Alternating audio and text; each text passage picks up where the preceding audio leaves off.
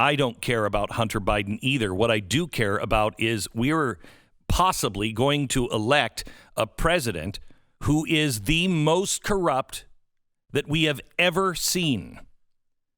What happened in China, what happened in Ukraine is sickening. And if it's not ended, we don't have a republic anymore. Senator Ron Johnson is with us now. Senator, how are you, sir? I'm great, Glenn. Hope you are as well. I am. I'm just very, very concerned about our republic in this coming election for what they have planned, because we've seen, if you didn't believe in the deep state in 2016, I get it. But if you don't believe in it now, you're not paying attention at all. And nobody seems to be interested in uncovering any of this or actually doing anything about it, except for a small handful of people, and you're one of them. Well, what I've certainly discovered in our investigations, which literally date back to March of 2015, when my committee started investigating the Hillary Clinton email scandal, and we're the ones that found the extensive editing of the James Comey exoneration memo. Yeah. But what I found is the deep state starts right below the surface and is pervasive throughout these agencies. So just below the political appointees, we have a deep state. These are, by and large, committed Democrats, committed leftists, so that they support Joe Biden and Hillary Clinton. They do not support President Trump. And we've seen them undermine and sabotage this administration from day one. I mean, Glenn, it is remarkable that within 2 weeks you had two phone conversations from President Trump, first to the Prime Minister of Australia, and then to the President of Mexico, leaked to the press. Right. My committee looked at leaks 126 or 125 in the first 126 days.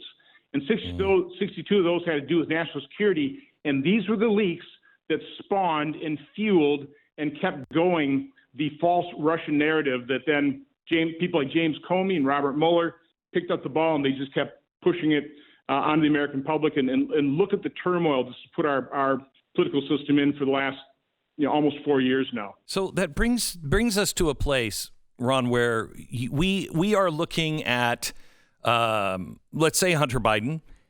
We now know through Treasury receipts that he took $3.5 million from the wife of the Russian mayor, or the Moscow mayor, totally corrupt, took a transfer of funds for loan payments, which is code for money laundering, and shipped it directly to Hunter Biden. We know it. We have all of the wire transfers from the Treasury Department. And yet the media and Joe Biden was allowed to say, and never corrected, that's all been debunked. It's not true. Yeah, I get so sick of that term, debunked. Glenn, I've said for a long time, the bias in the media is revealed far more by what they don't report versus what they actually, the very overt bias in what they do.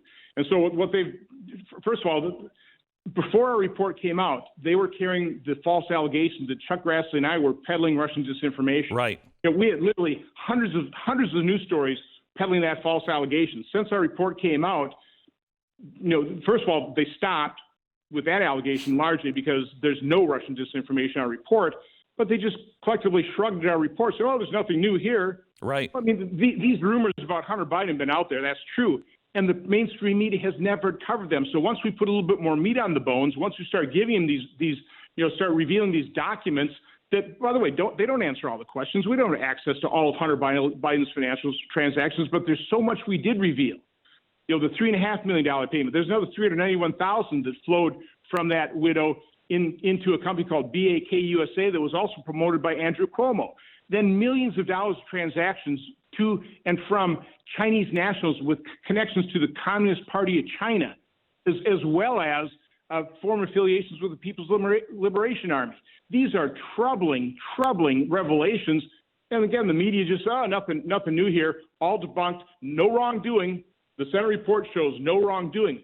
We reveal all kinds of potential wrongdoing and potential conflict of interest, counterintelligence, and extortion risk and threat in a Biden administration.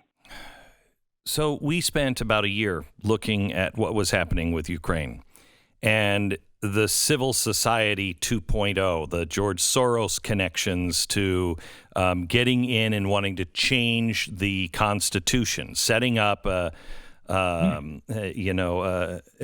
would you even call it? An extra constitutional law authority and prosecution authority over in Ukraine, all coordinated with the Obama administration, all of this stuff that is going on. And now we are looking at the same kind of things happening here in our own state. And I look at the, Transition Integrity Project. That is a well-coordinated plan to overthrow an election if the popular vote goes the way of Biden. And of course, go ahead. I say we witnessed a complete corruption of the transition process last time. Right. We're going to have our report. One of the things I've been pointing out as we try to do this oversight work, again, looking at the deep state, it's almost impossible to get documents, and you need documents in order to do decent interviews.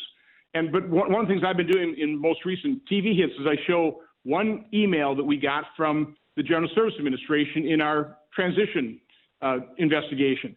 We get the exact same email from the FBI production. What's notable is from the GSA, we can read the whole email.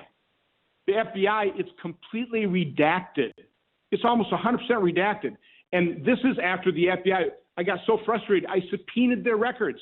We've just had expired the second extension, and we still haven't basically got squat. Gina Haspel has not provided us any information. And one of the main reasons the hearing with Comey was pretty successful yesterday is the day before, we finally did get from DNI Radcliffe an email talking about the fact that Russia had information that Hillary Clinton had signed off on a plan to stir up a scandal against presidential candidate Trump, tying him to Putin and Russia. And that Brennan actually briefed Obama on this, claiming that Hillary Clinton signed off on this on July 26th of 2016. And then that was referred by the intelligence community to the FBI for investigation, to Comey and to Strzok. And Comey goes, I don't remember that at all. So they started an investigation on Trump based on George Papadopoulos having some bar talk in London. And so this whole thing spins into a investigation, to a special counsel, eventually into impeachment. But James Comey doesn't remember when Hillary Clinton actually bought and paid for the Steele dossier, which had Russian disinformation. And now we have allegations that she was actually approving a plan to spin up the scandal. I mean, this is mind-boggling stuff. And when you put that piece of the puzzle into our timelines, by the way, you did a great job with timelines. We've learned from you. Thank you. Same thing. We put that piece of puzzle into our timeline. It's pretty interesting. So if she signs off on this on July 26th, well, that's the exact same day the friendly foreign government delivered this information on Papadopoulos to the U.S. Embassy in London. 2 days later, that information is relayed to the Counterintelligence Division at FBI headquarters here in D.C. 3 days later, they set up Crossfire Hurricane. Now we're also starting to see that Robbie Mook, a month before, made his only visit to the White House. Again, these are just pieces of the puzzle. There's no absolute proof, but it raises so many serious questions that, once again, the mainstream media is completely ignoring. You know, I'm a conspiracy theorist. I'm peddling Russian information. I'm a kook. You're a kook. We're all kooks. No, this is serious information. And when President Trump said there was an attempted coup against his administration, he's right. That's exactly what this was. That's what's so frightening about this. And the American people don't know the truth because the mainstream media is not reporting on it. Senator, I have to tell you, I was very uncomfortable with the talk of a deep state coming from Donald Trump. I actually thought that there was a good chance that all this was true about Russia and Donald Trump's connections. And I told my staff, I want you to overturn every stone, and we are going to go where the truth leads us. If that means we go against everybody on the right because Donald Trump was dirty, we do it. If he's clean, we do it. There was no one that was more skeptical of Donald Trump at the beginning than I was. I was probably his biggest adversary. What he said was absolutely true. What he said was going on. There has not been a peaceful transition of power since George Bush. And that is just a fact.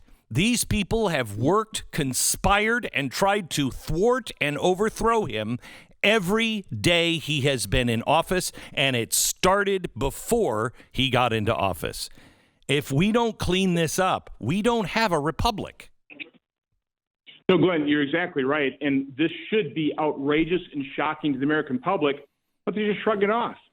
And again, when they asked the vice president in the debates about whether or not he would support packing of the courts, right, whether he support the Senate getting rid of the filibuster and turning the Senate in the House, he's not pressed to actually answer the question, which is it's got to drive Trump nuts. Yeah. And by the way, this is their game plan. This is how they operate.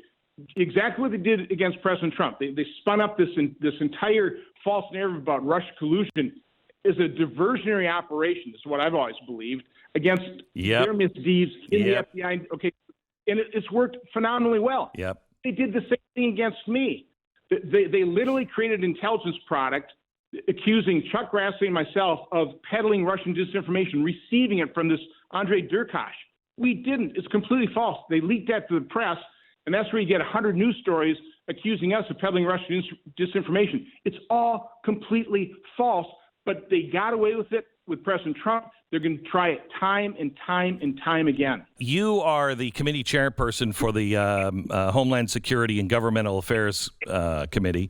So I want to ask you this question. Today, last night, for the last 3 weeks, I've been doing a series on the color revolutions and the way the left is using that right now to have a revolution, I believe, in our country, a coup.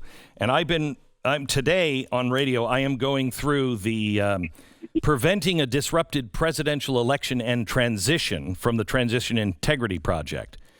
This is so well planned, so well coordinated.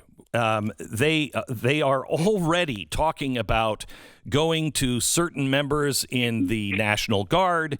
They have already, if you watch the media, if you read this and watch the media, it's all in line. This is a coordinated coup and a coordinated way to change America fundamentally. Is anyone aware of this and planning for a government response? I would say probably not. Oh, jeez. Good God. No, look at how lonely Chuck Grassley and I are in terms of our own investigations. We have people of our own side saying this is not appropriate use of committee funds to investigate these types of things. People have their heads so far, and I'll say in the sand here in Washington, D.C. in terms of what's happening, and the left is extremely effective at this. They're blaming all this on white supremacists, even though we know that all these riots, the 10,000 demonstrations have turned into it's got to be now over 600 riots in the streets. Those riots aren't being run by conservatives. Those are being run by Biden supporters, by Black Lives Matter, by Antifa. And yet the mainstream media, by and large, suppresses that. They don't show the full destruction. In Kenosha, Wisconsin, I still don't have a tally of how many businesses were burned, what the economic destruction was as all the downtown had to board themselves up. It's just, it's the drive-by media. And that is the problem. That's what conservatives have always had as a hurdle in terms of our ability to get the truth out to the American public. When the mainstream media turns a blind eye to it, it's like it doesn't even exist. Senator, I am highly concerned about this. And one last point, because people are saying, because John Durham doesn't look like he's going to report, because he might be too politicizing the election. Dear God Almighty. The politicization would be if the American people don't learn what happened. That's the politicization of this election. Senator, I have been warning of these times for a long time, and if you indeed did get anything from the Ukraine special, I am very grateful that our team could serve. But the last 3 specials that I did, we will send them to your office. You need to see them, and even if you can't get anything done in Congress, somebody needs to speak to the American people with authority on this, because we are facing a revolution and a coup, and it begins in about 4 weeks, and they are so well buttoned up. I thank you, Senator. I really do. I thank you for everything. God bless you. God bless you. Thank you, Senator Ron Johnson.